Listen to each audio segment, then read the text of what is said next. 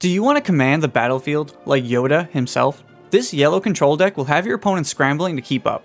I'm Cody, and today we're diving into a hero control deck because we can't let the villains have all the fun. So let's get into it.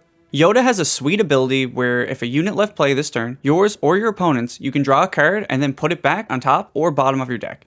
This is a great ability that gives you card selection, allowing you to dig for answers that you need. Which is great in Star Wars Unlimited because card advantage isn't necessarily as strong as it is in some other games. So in this build of the deck, if you use Yoda's deploy effect, even if you don't know the top card, with this build you are guaranteed to be able to take out a 2-cost unit, which is relevant in the aggro matchups when playing against decks like Sabine.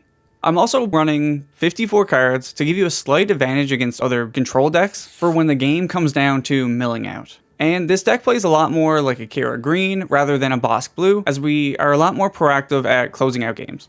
But we can also lean more into the mill strategy, which we have more of in the sideboard, but we'll get to that after. But now let's get right into the main deck. So we have a lot of Force synergy, with the main payoffs being Jedi Lightsaber and the Force is with me. But we also have a pretty cool early game combo with Guardian of the Wills and the upgrades in this deck, which are Entrenched and of course Jedi Lightsaber.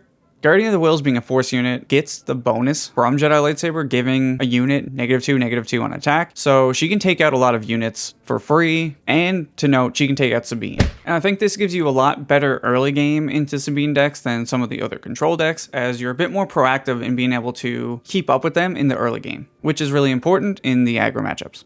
Grogu, a turn 2 play, also has the Force synergy, so works great with the equipment as well, and is also great at controlling the early game, exhausting enemy units or leaders until you can get to your big later game plays. And a cool play you can do is Guardian of the Wills on turn 1, followed by turn 2 with an equipment such as Entrenched. You can then also play Grogu because of the cost reduction from Guardian of the Wills. Or the other 2-drop in this deck, which is one of my favorite cards from the set, the new R2-D2. This card is super good, allowing you to discard a card from your hand, search the top 3 cards, and put one of them into your hand. This allows you to dig even further, which is a big part of this deck, being able to dig for the answers you need in the situation you're in, which is why I think it's quite strong. R2-D2 can also help you fix a bad mulligan where you have not a great hand by discarding cards you don't need to dig for things you want in the matchup, which is kind of a niche scenario, but it's a pretty strong ability to have, especially for control decks. We also have 2 copies of Ezra Bridger and 2 copies of Ahsoka Tano.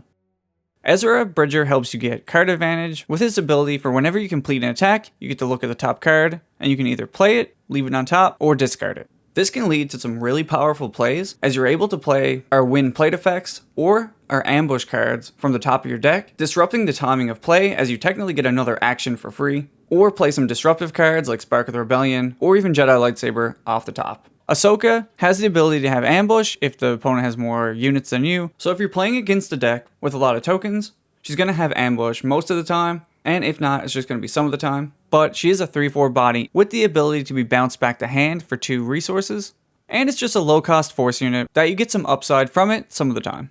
Next, we have Kanan Jarrus, 4/5 stat line, on attack trigger, discard the top card of your opponent's deck, and heal based on its aspects. We also have another Spectre unit in this deck in Ezra Bridger, which also synergizes with Kanan to get an extra card discarded for potentially more healing, and also plays into the backup plan of milling your opponent. Now for a new Jedi from the new set, and that's Plo Koon. He's a 5-cost, 3 attack, 6 defense ambusher with Coordinate, Raid 3. Coordinate seems like it would be hard to turn on, but I've actually had it turn on almost every time I wanted to play him, as you can have 2 units on the battlefield. He will be your 3rd unit when you play him, triggering his ambush, attacking for 6. This is super powerful as he's able to take out so many different units, and has actually been an MVP of the deck so far. Our last 2 Force units are Obi-Wan Kenobi and Luke Skywalker. I'm not going to go too deep into these units, as they're just powerful units from set 1 and some of the best Force units you can play. Playing Obi before going into your turn 7 when you can deploy Yoda and play Luke Skywalker is a great way to stabilize the game and fully take over into the late game. That's all for our Force units. Let's go into our Space units. So we're actually not playing a lot of Space units, but the ones we are playing are powerful and really synergize with this deck. First, we have Concord Dawn Interceptors, which is a 1/4 space unit with Sentinel that when it gets attacked, it gets +2 attack, which is able to hold off most enemy space units in the early game. Then we have Razor Crest, a 4-cost spaceship that when played, you get to return an upgrade from discard pile to your hand. This synergizes very well with our deck, as we have a lot of powerful upgrades in Jedi Lightsaber, Entrenched, and the Devotion in the sideboard. So being able to get those back and keep playing them, especially if you resource some early and you only have one, but they take out your unit, now you can get it back. Putting a Jedi Lightsaber on Yoda, would recommend. It also has Restore 2 to help us get into the late game against aggro decks.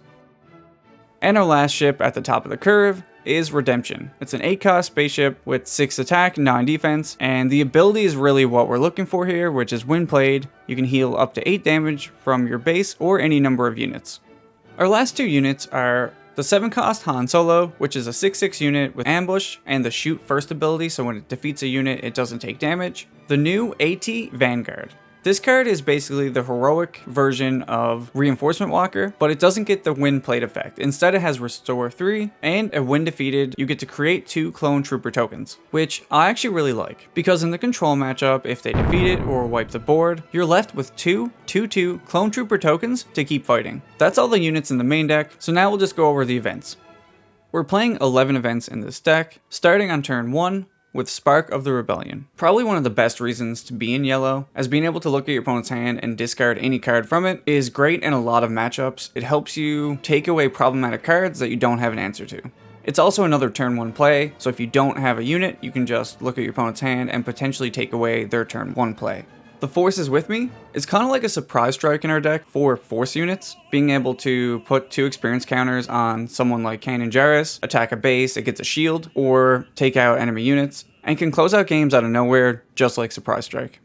The rest of the events in the deck are just removal, with the exception of Vigilance, which is also healing and plays into the mill strategy of the deck. Now I'll briefly go over the sideboard. The sideboard can be changed as metas develop, or if there are certain matchups you find are really hard for the deck. Right now I have a pretty balanced sideboard with a lot of cards for control and mid-range, with a couple for aggro as well. The first card in our sideboard is Force Throw. Even though it's out of aspect, we have a lot of force units and a decently high curve that you can take out a lot of units with this card. Being able to choose yourself to discard a Luke early game to take out a problematic unit, or even choosing your opponent to get cards out of their hand and deal with units that way as well. Then we have Devotion, which is another upgrade that also adds more restore to the deck, which is great against the aggro decks. And since we have the Razor Crest, we can get it back if the unit we put it on dies. So we kind of recur the restore, and it's a card I've actually just really liked since set 1. Shadowed Intentions. This is actually here for our mill plan, as you can put it on Satine so that it makes it hard for the control deck to deal with her so that you can mill out your opponent. It's also just a good card to put on your leader, or Luke, or just any powerful unit, as they have to attack it to defeat it. So things like Avenger won't take it out, which allows you to put a lot of pressure on your opponent. I think against control decks, you're going to want to be the proactive one and less of the control deck, and then against aggro and midrange, you're the control deck. 1 Tech Source of Insight, just a great late game card against midrange and control to allow you to have access to powerful units that you resourced early on. And last we have Satine. This is our mill strategy. So the deck actually has a lot of options. So when you bring in Satine, your mill options are Satine to give your units the ability to mill. We have Vigilance, which can mill your opponent. Cannon, which can also mill your opponent. So we have a decent amount of mill after we sideboard. And that wraps up the Yoda Yellow Control deck for Star Wars Unlimited. I hope this breakdown gave you some new insights and strategies for the Wise Master Yoda. And feel free to drop your questions or thoughts in the comments below. I'd love to hear what you're running with Yoda, or any other leader. Thanks for watching, and I'll catch you in the next video.